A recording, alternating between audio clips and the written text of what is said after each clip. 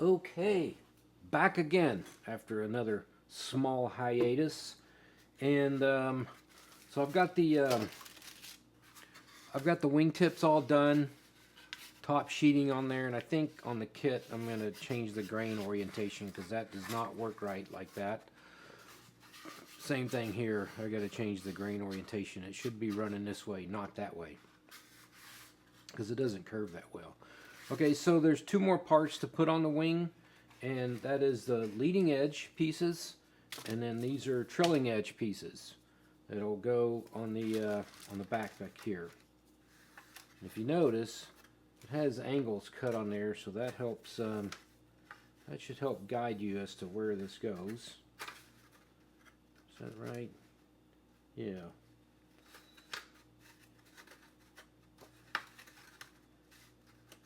Yeah, so that should help guide it like that. You may have to do a little sanding and adjusting.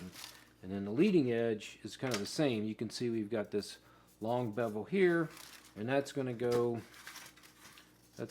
right here. Just like that. And then this is going to line up with this. So this is one of the spots that if you do use super glue, you kind of don't want to use it here because you're going to run a bead along here and it's going to create a hard spot and it's going to make it hard to sand. So I'm going to use some aliphatic rosin, and excuse the mess on my desk. I've got so many things going on. And then,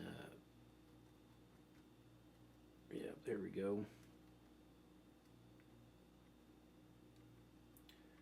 I hope everybody's having a good spring. I know I've been super busy. I got a couple of other kits in the works too. Hopefully that'll be soon, and then I'm hoping in the next week or so I'm gonna start drawing that next airplane in Fusion. So that one's gonna be fun to do because it's got a lot more pieces happening in it than just a regular slab-sided airplane like this one and some of the other ones I've done. But if you are interested in any kits, I do have several that are just about, some are ready to go, and I got a couple more that are just about ready. And I've got 3, 4, 5 being beta built right now. And I'm building a couple of them, and I got some other guys that are building a couple of them. And hopefully between all that I can get some airplanes going for people. Just, you know, and I got one big one. It's a Bingo, which was a Doc Matthews airplane that was designed back in the late 80s, early 90s. Ace actually kitted it for a while, but I've done some modifications to it, and I've got a guy building that one, and I've got the smaller Bingo, the 25 size, and that one I'm working on getting the cowling and the canopy tweaked. I have a vacuum former. Maybe I'll do a video of me messing with that. It's tricky. You know, I'm always trying to learn something new, but the vacuum former is pretty cool because I can make repeatable parts over and over, you know, and especially with things like cowlings and all that good stuff. And as you can see, this little glue bottle is not quite the fastest thing in the world, but it does lay down a perfect bead. So I'm going to line it up like that. Make sure it's flush on the bottom. This is probably just going to be a short video of me applying these pieces, and then later I'm going to come back and I've got these little those funny little shapes right there are for making a profile sander for the leading edge. So I'm hoping that works out. It's the first time I've built one like that, and hope I left enough room for the sandpaper and all that. But it should make sanding this leading edge a whole lot easier and more accurate. Yeah, I found that tape is a great thing to use right here for this sort of thing. I'm just lining it up on the bottom and getting a little pressure on it.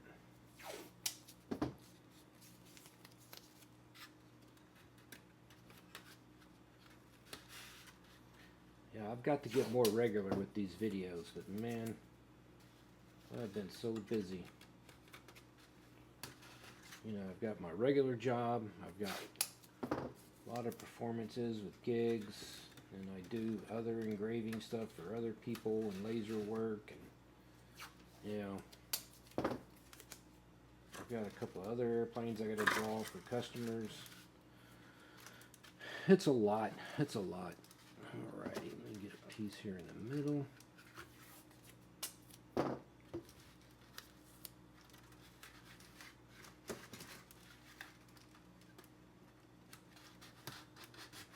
Okay, that should work for that. Now let's get some glue on this other side. Oops.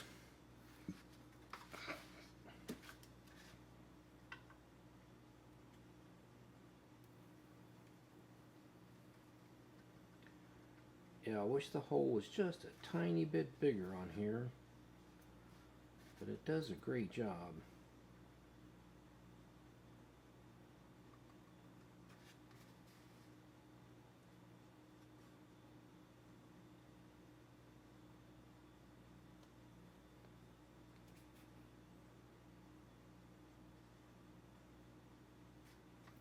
Yeah, I can see a couple of spots that the leading edge sheeting didn't quite pull down on those, get seated on those ribs just right.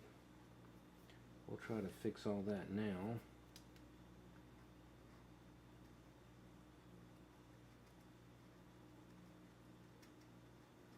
I've been reading a couple of books on model airplane design. I read some when I was young and read a lot of articles. Chuck Cunningham had some great articles.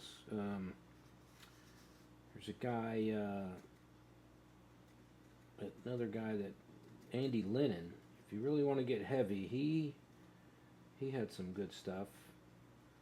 And then Chuck Cunningham's articles. There's 3 of them that he did. The last time he published it, I think, in the early '90s, and he talks about, you know, his design method, and it doesn't get as heavy in the math as Andy Lennon. Andy Lennon's going to get you where you're really designing some great airplanes, you know, and it's a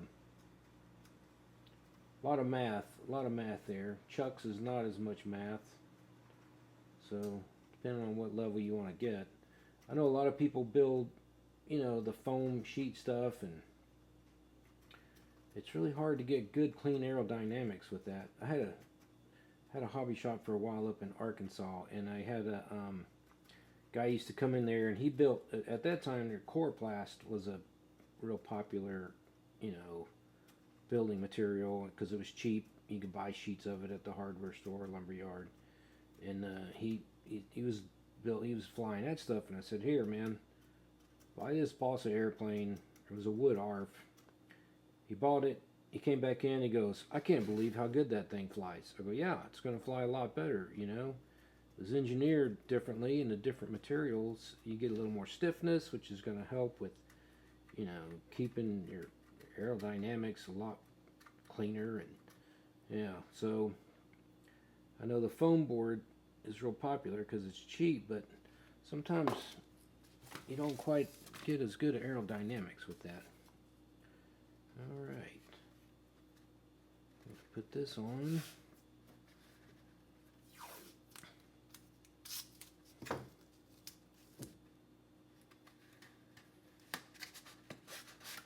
Yeah, I cut these leading edges just to fit here.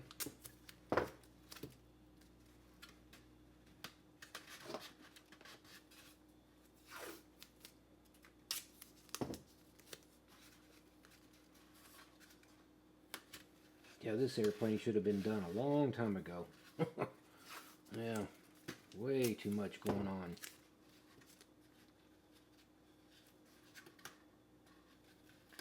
That's one of the reasons why I've got other people helping me beta build stuff, so I don't have to do everything, you know.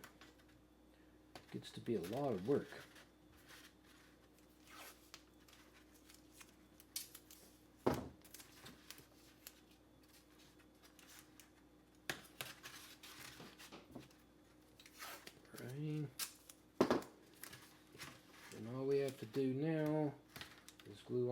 trailing edge bit, and I wanted to cut that out of bass, but I didn't have any bass that thick, so I'm gonna have to order some.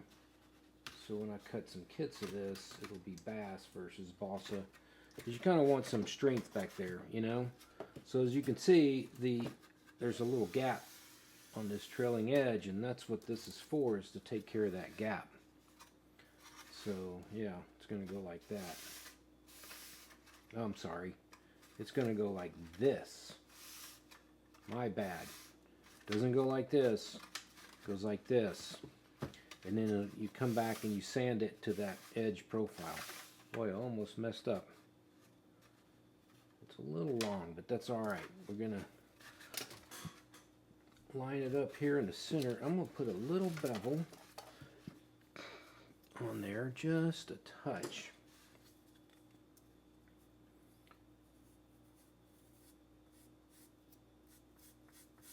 There we go. Yeah, I don't need a bunch, but that's it. So now that bevel should match the other side. If I could get the laser to cut at an angle, I'd have put the bevel on there. Maybe one of these days I'll make a laser that can do that, but boy, that would be a lot of work. Yeah, the thing you got to remember with most lasers and CNC, it only shoots straight down, or cuts straight down, or perpendicular to your material. And with lasers, it's harder to get an angle because the focus has to change. So it's hard to get a fourth axis on a laser like that.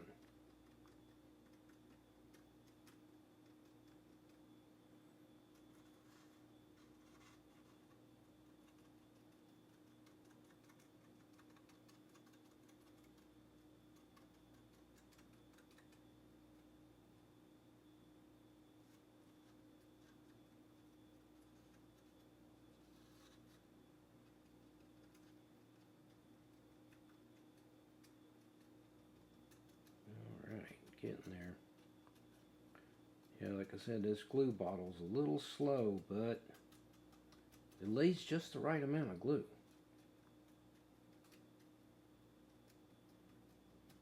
And I still think it's faster than a stick, or it's, you know, a brush.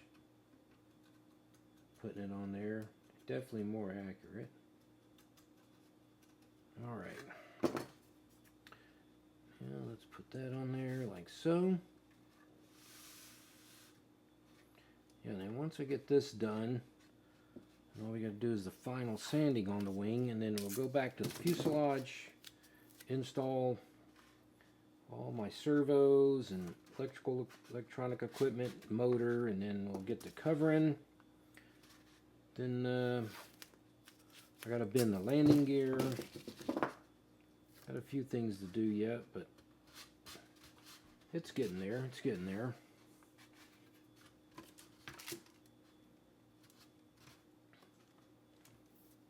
I'm trying to get this flush with the bottom. There we go.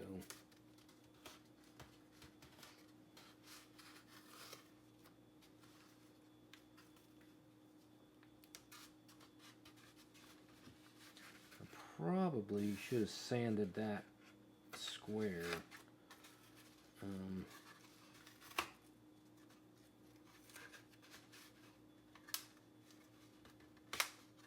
we go.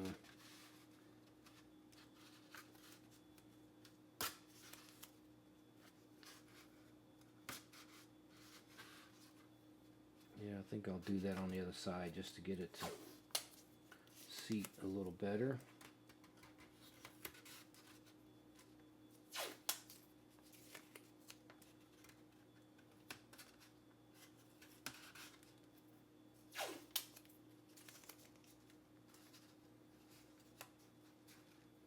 In case you haven't figured it out, blue tape is your friend when it comes to building this kind of stuff.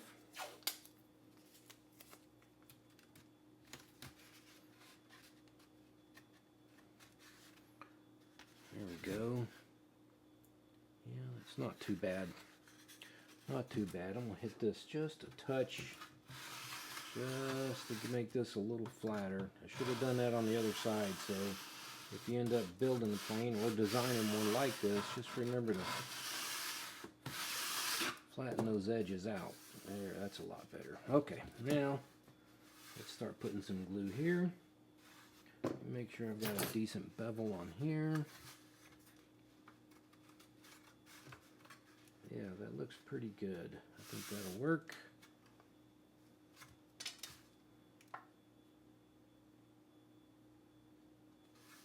Uh-oh. Did my hose get plugged up here? My nozzle. There we go.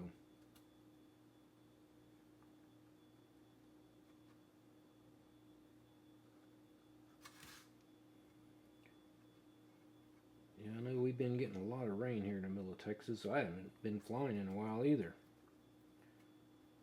Hopefully I can get out. I want to get out this Saturday for a little bit.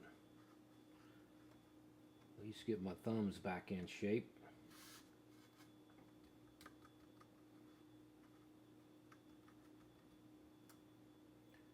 But yeah, my weekends are busy too. I've been, like I say, I perform music. I play saxophone. I've got a band, and it's every weekend. We do a lot of performances, but it's good. The money's good.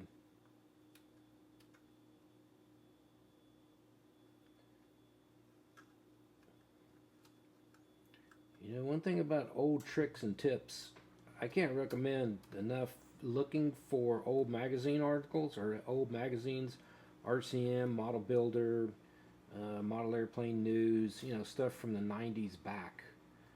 And you can go all the way back to the 60s and even 50s and 40s, and you're going to find a lot of great building techniques, you know, that it's going to help your modeling. And you kind of, there's stuff is on the internet, but you don't, it's not like it was where, you know, I would get a magazine once a month and then I'd sit and read that entire magazine. Now you get, since it's all online, you kind of don't get, it's kind of hard to get it and get it in a way that's concise, you know. Of course, there's a couple of really good web pages out there. If you find them, but a lot of stuff is just, I don't know, it's hit or miss, it seems like. You can ask a question on RC groups and you'll get, you know, 150 different answers, and not all of them are the best, you know, whereas back in the day we were asking the experts, or it was the experts writing the magazine articles, and that's where you got your information, from the guys that, you know, had been doing it for a long time and were pioneers in the whole thing. So it's coming straight from the horse's mouth. Now it might be coming from someone that just thinks they know. Makes it a little difficult to get information these days. But look for articles by Chuck Cunningham, Ken Willard, Joe Wagner, Randy Randolph.